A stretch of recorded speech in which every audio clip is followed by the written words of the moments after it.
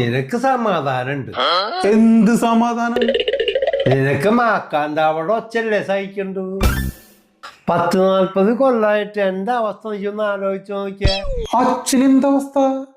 അല്ലെങ്കിൽ വേണ്ട പറയച്ച.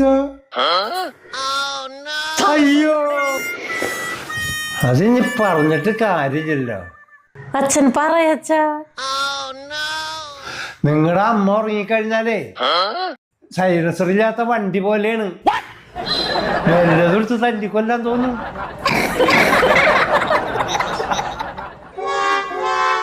എന്താണ് ഇവിടെ എല്ലാവരും കൂടി ഒരു ശരി? ഒന്നുമില്ല ലീല, നാടോടിക്കാട്ടില് ദാസൻ തിരിച്ചതാണ് അല്ലേ? അതെ അതെ.